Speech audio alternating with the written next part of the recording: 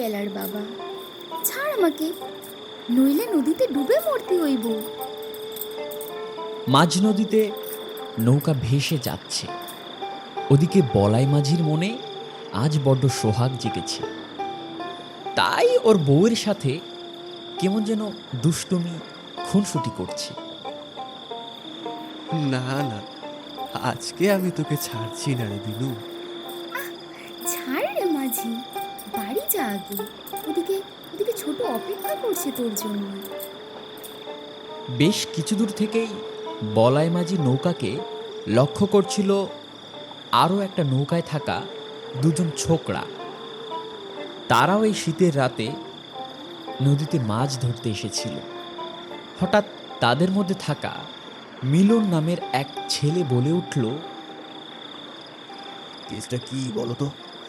বেশ খানিকক্ষণ ধরেই মানুষটাকে লক্ষ্য করছি, না পারছি জানতে, না পারছি বুঝতে। একা একা এইভাবে রাতে মাছ ধরার নামে তো ধোধো করছে, তবে কার সাথে সে একা বক বক করছে? লোকটা কি পাগল নাকি? মিলনের কথায় কৃষ্ণ জেঠু একটু হেসে বলল, মানুষটা বড্ড সরল আর ভালো মনের মানুষ।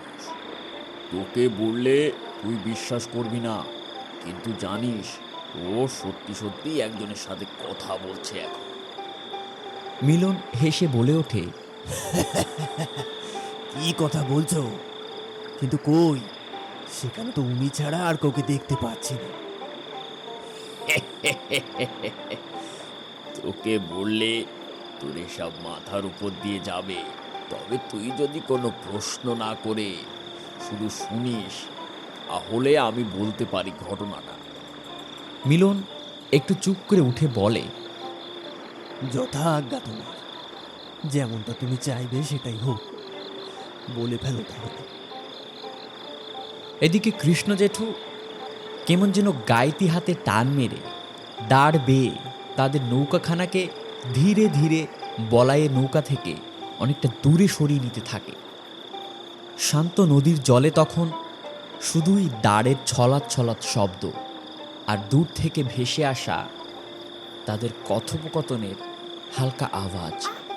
ঘরে গিয়ে যা খুশি পারিস করিস রে, এখন এখন ছাড় রে।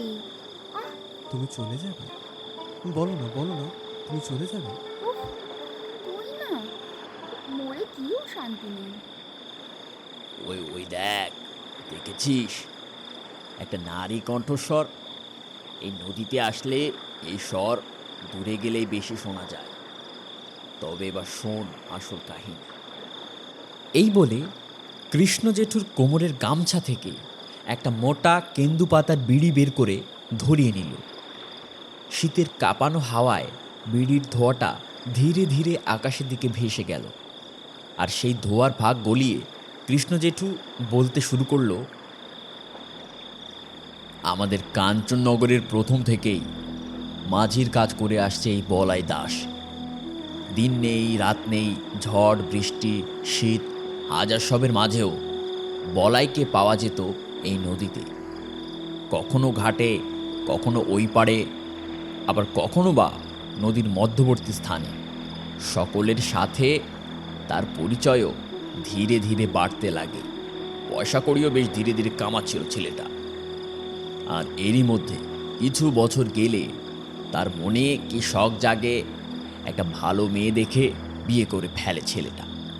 পাড়ার কিছু লোকজন নিয়ে শুভ কাজ সেখানে হয়ে যায়, যা আমি নিজের কাছ থেকে দেখেছি। বেশ ভালোই যাচ্ছিল তাদের সময়টা। বিয়ের পর মানুষ বদলায়, এটা স্বাভাবিক, কিন্তু বলাই যেমন ছিল তাকে দেখে তেমনই লাগতো। সেই একইভাবে কাজ করে যেত। বলাইয়ের বউটাও বেশ নরম, শান্ত আর সুন্দরী ছিল। মাঝে মাঝে রাতের দিকে নৌকায় তাকে দেখা যেত বলাইয়ের পাশে, হয়তো সাহায্য হয়ে যেত বলাইয়ের। তাছাড়া দুজনের সংসার, এ বড্ড স্বাভাবিক। বেশ রাত হলে ঘাটে নৌকা বেঁধে দুজনের কত বাড়ি যেতে দেখেছি আমি। এমনই এক রাতে হঠাৎ রাস্তায় আমার সাথে দেখা। আরে আরে, বলাই না? আরে ও বলাই! পিছনে ফিরে বলাই আমার দিকে তাকিয়ে বলল, ও কৃষ্ণদা, বলো গো, কেমন আছো? এই চলে যাচ্ছে কোন রকমে। তা শুনলাম তুমি নাকি গাঙ্গে জাল ফেলাও ধরেছ। বলাই একটু হেসে উত্তর দিল, ওই আর কি, গিন্নিকে নিয়ে যাই মাঝে মাঝে, ফেলি টুকটাক, খাবার হয়ে গেলে বাজার খরচটা বেঁচে যায়। তা বেশ ভালো ভালো, খেটে খাচ্ছ, দেখবে একদিন আরো সুখে থাকতে পারবে। আচ্ছা, রাত বাড়ছে, যাও ঘরে ফেরো তাড়াতাড়ি বৌমাকে নিয়ে। বলাই জেঠুকে বিদায় জানিয়ে বাড়ির দিকে রওনা হলো। ঘরে ঢুকেই খাওয়া দাওয়া সেরে নিলে তারপরে শুরু হয় স্বামী স্ত্রীর সেই অন্তরঙ্গ কথার ফুলঝুরি, ছোট ছোট স্বপ্ন দেখার ভান, ভবিষ্যতের মায়াময় গল্প, যেন ভাবসাগরের গভীরে দুজন দুজনার হাত ধরে ধীরে ধীরে ডুব দিচ্ছে। বাহিরে শীতল রাতটা তখনও জানে না ঘরের ভেতর কত উষ্ণতা জমে আছে।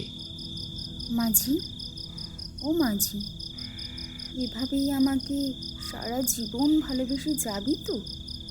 তা কাকে বাসবো? কাকে দেবো এত সোহাগ, এত যত্ন? হ্যাঁ, আমাকে, শুধুই আমাকে মাঝি। আর কাউকে দিলে আমি তোর বুকের কলিজা খুঁচ্চা নেব। পাগলি একটা। নাও এবার ঘুমিয়ে যাও তো, কালকে আবার অনেক কাজ।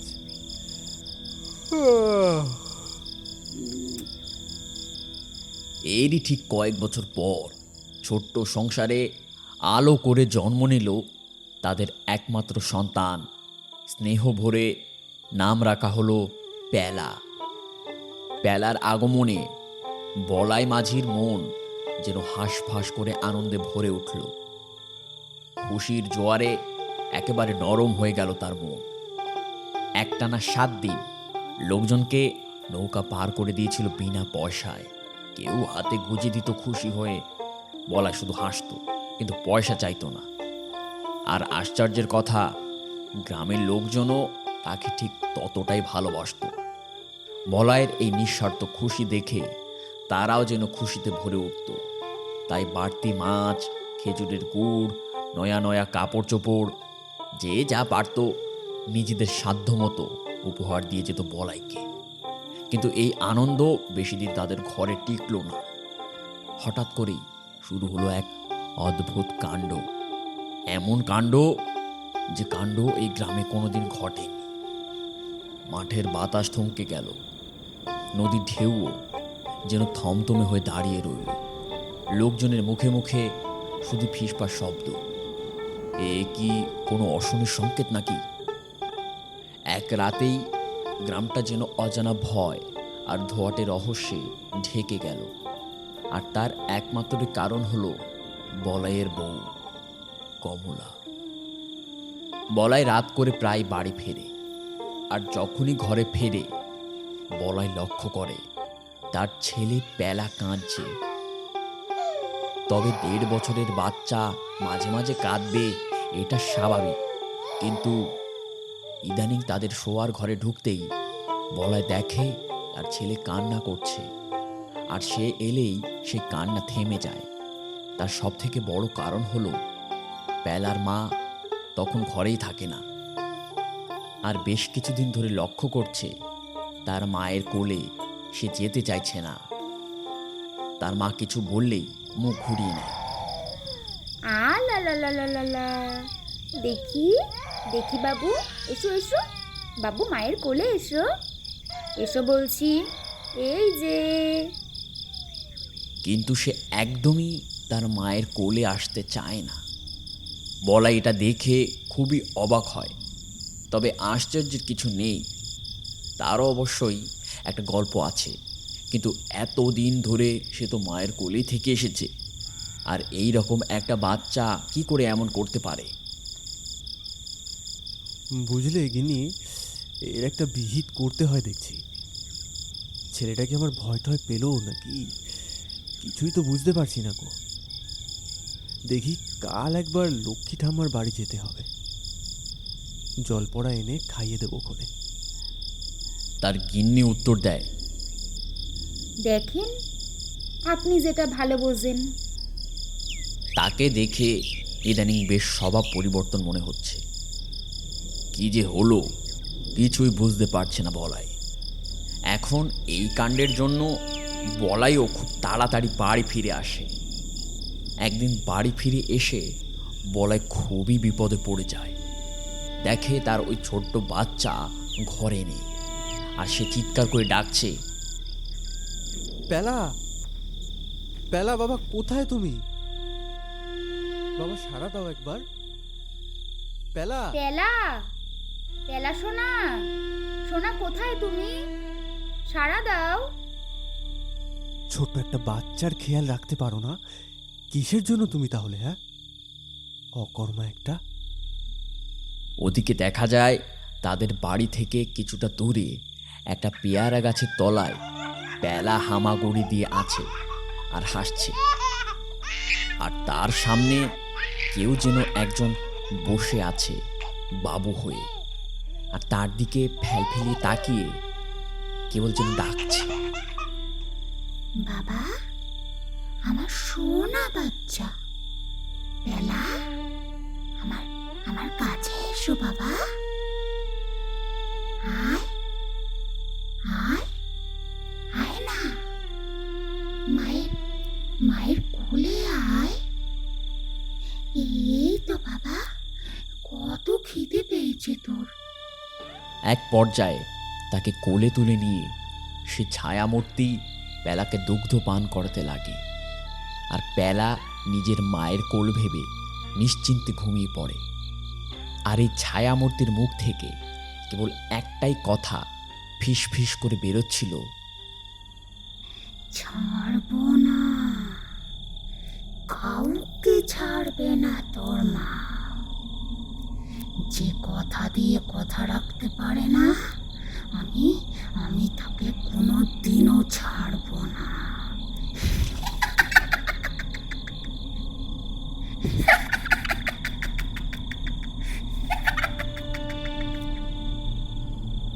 এদিকে সমস্ত বাড়ির আশেপাশে তন্ন তন্ন করে খুঁজে দেখেও তারা তাদের বাচ্চা পেলাকে না পেয়ে ঘরে চলে আসে আর দেখে পেলা নিশ্চিন্তে ঘুমোচ্ছে। পেলার মা হাউমাউ করে কেঁদে ওঠে, আর ওকে কোলে নিতে যাবে তখন ওর বাবা বলাই হাত ধরে বসে আর বলে, আহ, একদম ছোবে না ওকে, একেতে ঘুমোচ্ছে, আর তোমার ওর উপর একদম অধিকার নেই। যাকে তুমি নিজের ছত্রছায়া রাখতে পারো না, যার খেয়াল তুমি রাখতে পারো না, তাকে পুনরায় দায়িত্ব নেওয়ার অধিকার তোমার নেই। এই বলে সেদিন সে না খেয়ে কোথায় যেন বেরিয়ে গেল। এই যে শুনছেন, এমনটা করবেন নে। আমার কথাটা শোনেন, বলি দুটো খেয়ে যান, খাবারের উপর না করতে নেই গো। কিন্তু কে শোনে কার কথা? মুহূর্তের মধ্যে বলাই বাড়ির ত্রিসীমানার বাইরে।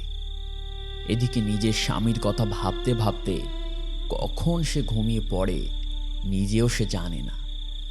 মাঝরাতে বলাই বাড়ি ফিরলে দেখা যায় প্রতিদিনের মতো তার স্ত্রী আজও বাড়িতে নেই। বলাইয়ের মনে তখন নানান রকমের প্রশ্ন জাগ্রত হলো। সে কি অন্য পুরুষে আসক্ত, নাকি অন্য কোনো কারণ? তবে যাই হোক, আজ সে আর কিছুতেই অপেক্ষা করবে না, হাতে নাতে ধরবে একদম। বাড়ির সমস্ত পাশ দেখে কোথাও না খুঁজে পেয়ে ঘরে তালা দিয়ে সে গ্রামের পথ ধরে সামনে হাঁটতে থাকে। তখন দেখা হয় আমার সাথে। আমি সেদিন উত্তরপাড়ার ভিটে থেকে মাগুর মাছ ধরে ফিরছিলাম। আমি ভোলাইকে দেখে খুবই হতাশ হই। ছেলেটা কি ছিল আর কি হয়ে গেছে, তার মধ্যে ওর জীবনে ঘটে গেছিল কিছু কাহিনী। আমি দেখলাম বলাই যদি এখানে হয়, তাহলে একটু আগে যে ওর বউকে দেখলাম নদীর দিকে যেতে, আমি কিছু না ভেবেই বলাইকে বলে ফেলি, বলাই, বলাই, আরে ও বলাই। কিন্তু বলাই ডাক শোনে না। বলাই, বলাই, আরে ও বলাই, বলাই, এত রাতে যাও কনে? বলাই থতমত খেয়ে উত্তর দেয়, কে? বলো জেঠু। বলাই, বলাই বলি বৌমাকে দেখলাম নদীর চরে, এত রাতে একা একা, কোনো ঝামেলা হয়েছে নাকি তোমাদের? বলাই বেশি কিছু না বলে ছুটতে ছুটতে চলে যায়।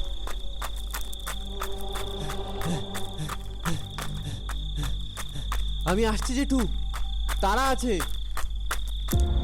আর হাঁপাতে হাঁপাতে নদীর চরে গিয়েই বলাই দেখে একটা লাল শাড়ি পরে দূরের ভেড়িতে কে যেন বসে আছে। পিছন দিক থেকে দেখা যাচ্ছে মাথায় ঘোমটা দেওয়া, আর ওই শাড়িটা যেন তার বহু আগে থেকে চেনা। কাছে আসতেই দেখা যায় তার বউ পা দিয়ে কেবল মাটিতে ধাক্কা দিচ্ছে, আর ঠক ঠক করে আওয়াজ বেরোচ্ছে, দাঁত খিটখিট করছে। তবু বলাই একটা ভয়ের ছাপ বুকে চাপা দিয়ে বলে, কমলা,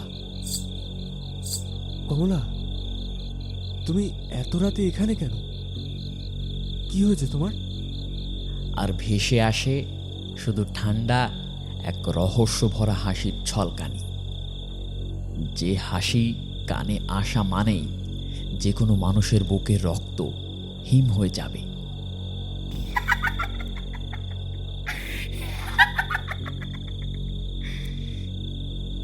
তবু বলাই ডেকে ওঠে, কমলা, এই কমলা, এমন করে বিকটভাবে হাসছো কেন তুমি? হাত রাখার অধিকার তুই হারিয়ে ফেলেছিস বলাই।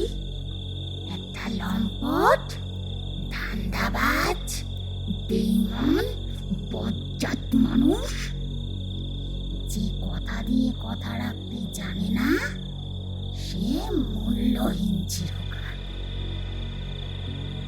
এত শরীরের জ্বালা তোর, হ্যাঁ? এত বলেছিলাম না কলিজা তুলে নেব, কিন্তু পারি না এই এই বাচ্চাটার জন্য।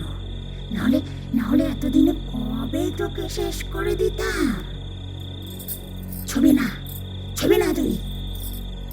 ওই হাত দিয়ে আমার বাচ্চাকে বা অন্য কোনো নারীকে ছুতে দেব না আমি। বেলা শুধু আমার, শুধু আমার সন্তান, শুধুই আমার। তখন মিলন বলে ওঠে, তাহলে কি বলাই মাঝির আগে কেউ ছিল, নাকি অন্য কোনো কাহিনী? একদম ঠিক ধরেছিস মিলন। তাহলে বলো বাকিটা, আর দেরি কেন? বিনোদিনী আসলে বলাইয়ের মাঝি হওয়া, নৌকায় মাছ ধরা, সবের সাথেই বিনোদিনী নামের ওই মেয়েটা জড়িত। সবসময় বলাইয়ের সাথে সাথে দেখা যেত। মেয়েটা নিজেও ছিল একলা, বাপ মা কেউ ছিল না। পেটের জ্বালায় তখন লোকের বাড়ি কাজ করে খেটে খেত। নদীর ওই পার থেকে এই পারে আসতো আমাদের গায়ের মুখুজ্জি বাড়িতে কাজ করার জন্য। ব্যাস, দিনের পর দিন যাতায়াত করতে করতে বলাইয়ের সাথে দেখা হতে হতে বলাইও ওই মেয়েটার মায়ায় পড়ে যায়। একদিন সন্ধ্যা নামলে নৌকা পার হওয়ার সময় নৌকা থেকে নামার তাগিদে বিনোদিনী নদীতে পা পিছলে পড়ে যায়। বাঁচাও আমাকে, বাঁচাও, কেউ বাঁচাও আমাকে। বলাই দাঁড়টা রেখে এক লাফে বিনোদিনীকে টেনে তোলে। বলি দেখে যেতে হয় তো নাকি? এইভাবে গেলে পিছলে তো যাবেই পা। আমি যে তোর টানে পা পিছলেছি মাঝি। রোজ তোকে দেখি, রোজ তোকে ভালো লেগে যায়। বিয়ে করবি আমাকে? আহ, ফেলে দিলি আমাকে। এইভাবে তাদের সম্পর্ক এগোতে লাগলে তাদের দেখে আমাদেরও খুব ভালো লাগতো। তারপর থেকে বিনোদিনী আর লোকের বাড়ি কাজ করতো না, এই নৌকোতেই থাকে বলাইয়ের সাথে সাথে, তাকে সাহায্য করে। ধীরে ধীরে এইভাবে বলাই এক টুকরো খড়ের ঘর বানালো। তার আগে সে এই নৌকোতেই থাকা খাওয়া সব করত। দিনের পর দিন গড়াতে তাদের এই সম্পর্ক বিয়ে অবধি চলে যায়। এরপর কোনো একদিন বিনোদিনীকে ঘরে তুলে নিয়ে আসে বউ করে, আর কথা দেয় এই জীবনে তাকে ছাড়া আর কাউকে সে ভালোবাসবে না। আদরে মাখা ফুলশয্যার রাতে তাদের সমস্ত স্বপ্ন পূরণের প্রতিজ্ঞা করা তারা একে অপরকে করে। আর মধুময় রজনীর অতুল সমুদ্রে ডুবে গিয়ে বছরখানেক পর তাদের এক নতুন সকাল ফোটে, যার নামই আসলে বেলা ছিল, তাদের একমাত্র সন্তান। কিন্তু এই সেই আনন্দ যেটা নিমেষেই পরিবর্তন হয়ে যায়। কোনো এক ঝড়ের রাতে নদীতে বান এলে বিনোদিনীকে ভাসিয়ে নিয়ে চলে যায় বহু দূরে। সেদিন বিকেল থেকেই আকাশে একটু মেঘ ছিল, কিন্তু এ তাদের নিত্যদিনের কাজ, তাই তারা বুঝতে পারেনি এমন কিছু ঘটবে। সন্ধ্যা হতেই নদীর ওপার থেকে আসার পথে শুরু হয় প্রবল ঝড় বৃষ্টি। আর সেই দিনই বিনোদিনী ফিরছিল তার বাপের বাড়ি থেকে, কারণ বাড়ি বেচে দিয়ে কিছু সরঞ্জাম নিয়ে আসছিল। ওদিকে তার দুধের শিশু তার কোলে। ধীরে ধীরে হাওয়া বাড়ছে, নদীটাও বেশ বড়। বিনোদিনী হঠাৎ বলে ওঠে, কি গো, এই অসময়ে এত বাতাস হচ্ছে যে? তাড়াতাড়ি করো, বাচ্চার সমস্যা হচ্ছে। ঝড়ের গতিবেগ সাথে সাথে যেন বেড়ে গেল। বলাই চিৎকার করছে, বিনু, তুমি ওকে নিয়ে এক্ষুনি ছাউনির তলায় যাও, সব ঠিক হয়ে যাবে। আমি নিয়ে যাচ্ছি তাড়াতাড়ি। আহ, ওগো ঝড়ের গতিবেগ খুবই বেশি। আমি ধরে রাখতে পারছি না ছেলেকে নিয়ে।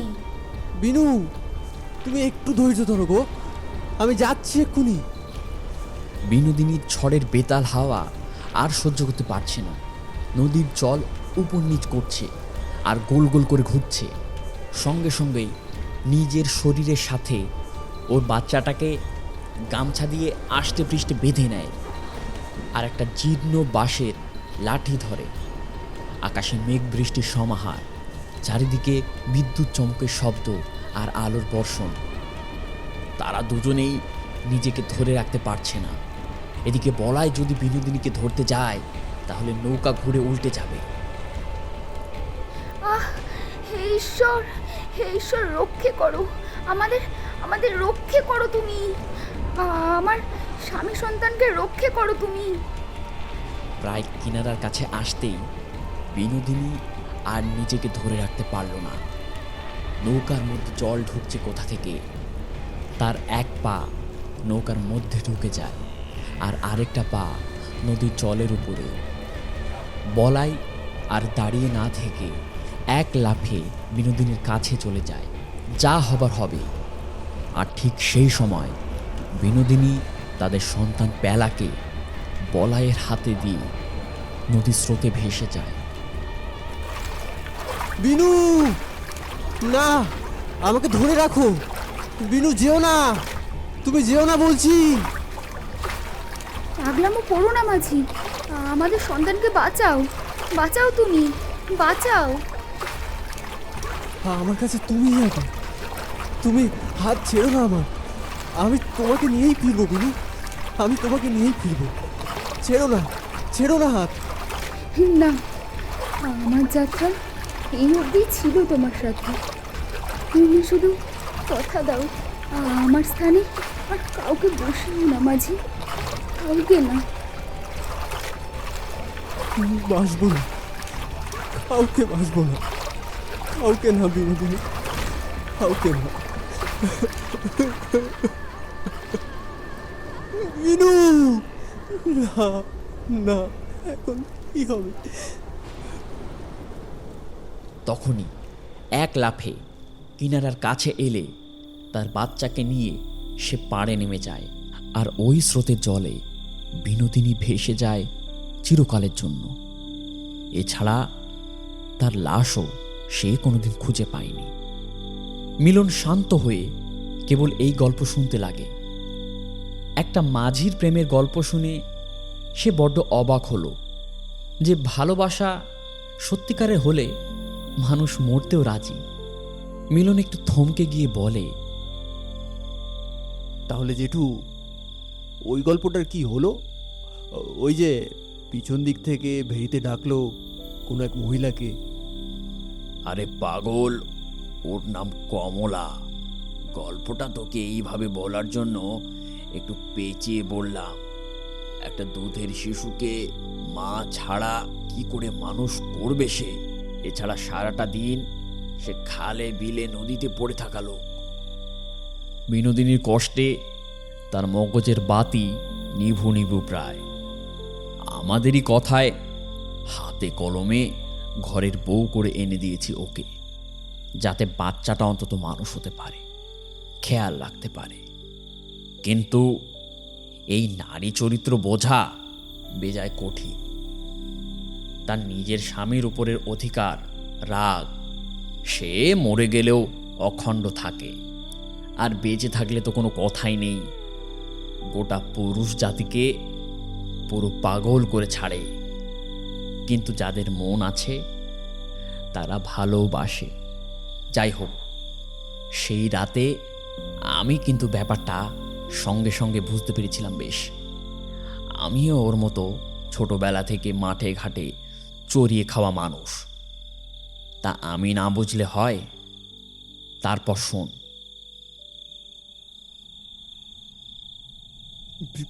বিনোদিনী, তুমি এসেছো? আমার বিনু, কোথায় ছিলে তুমি এতদিনে?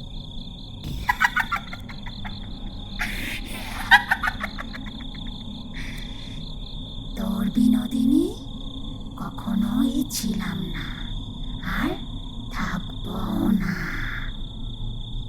ওই মুখে তুই আমার নাম নিবি না মরকট। সাথে সাথেই দেখি সে কমলার উপর ঝাঁপিয়ে পড়ে, বিনোদিনীকে জড়িয়ে ধরতে যায়। আর কোনো এক শক্তি যেন বলাইকে 10 হাত দূরে ঠেলে দিল। আর ভাগ্যিস আমি ঠিক সেই সময় ওখানে ছিলাম।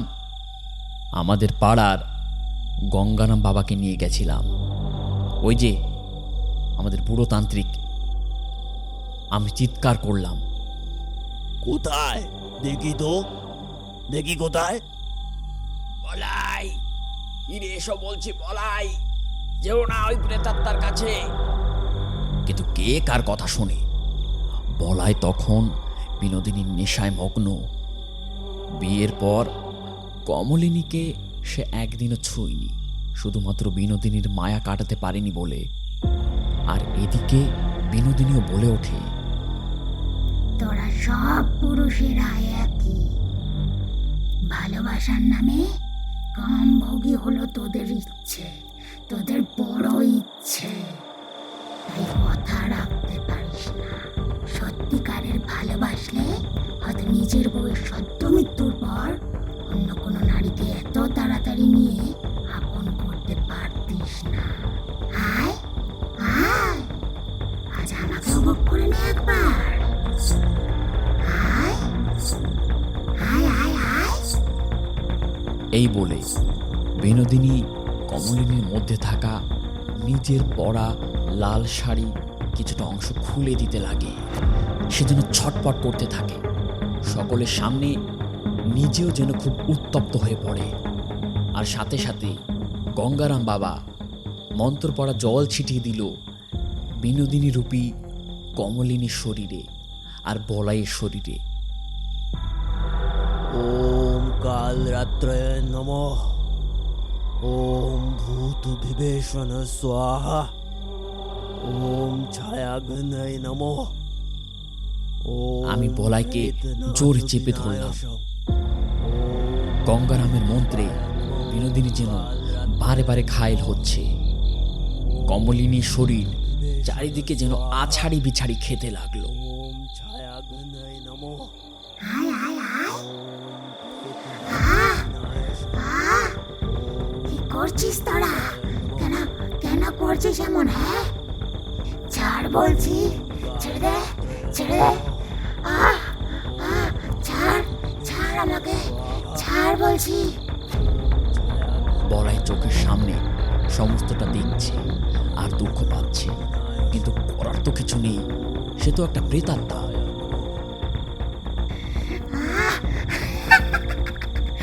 ছাড় ছাড় আমাকে, ছেড়ে দে, ছেড়ে দে। আমি সংসার করতে চাই। আমার বাচ্চা, আমার বাচ্চা। আমি ওদের ছেড়ে কোথাও যেতে চাই না। কে দেখবে ওকে? আর এই মাগির সাথে আমার পাগলাটার ঘর দেখতে চাইনি রে, চাইনি রে আমি। বলাই দূর থেকে হাউমাউ করে কেঁদে ওঠে আর বলে, আহ, ছাড়ো আমাকে।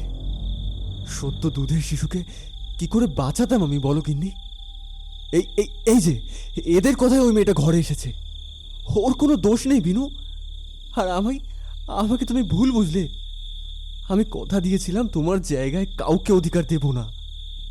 তুমি যেমন প্রাণ দিয়েছ, আমিও তোমার মৃত্যুর পর হয়রানি হয়ে তোমার লাশ, তোমার শেষ স্মৃতিটুকু খোঁজার চেষ্টা করেছি বিনু।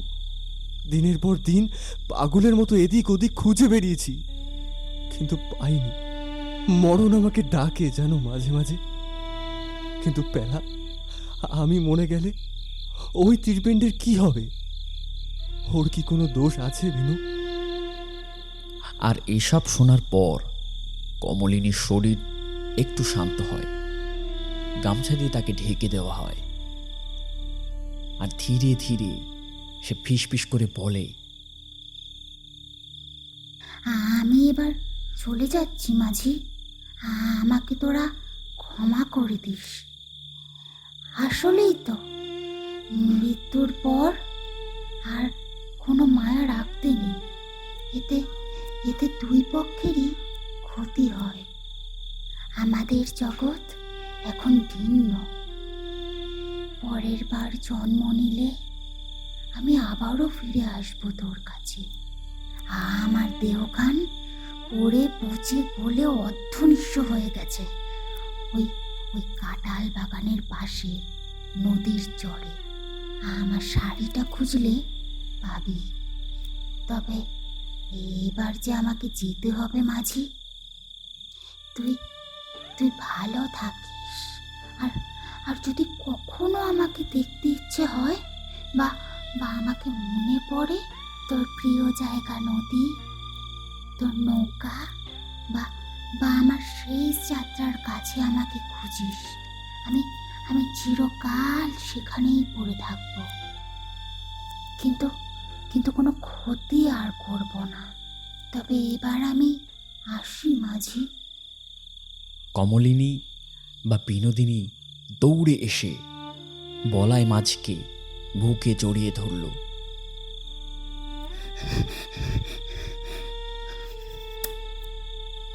আর মায়া ভরা কণ্ঠে এক আদুরে ডাক বলাই মাঝির কানে এসে বারে বারে বাড়ি খায়।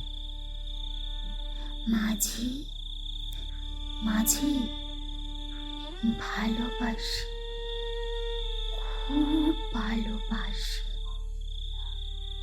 কমলিনী চোখ খুলতে দেখে তার স্বামীর বুকে সে জড়িয়ে আছে। আর সে আমতো আমতো করে অবাক হয়ে বলে, ছাড় রে পেলার বাবা, ছাড় আমাকে, নইলে নদীতে ডুবে মরতে হইব। মাঝ নদীতে নৌকা ভেসে যাচ্ছে। ওদিকে বলাই মাঝির মনে আজ সোহাগ জেগেছে বড্ড, তাই ওর বউয়ের সাথে কেমন এক খুনসুটি করছে।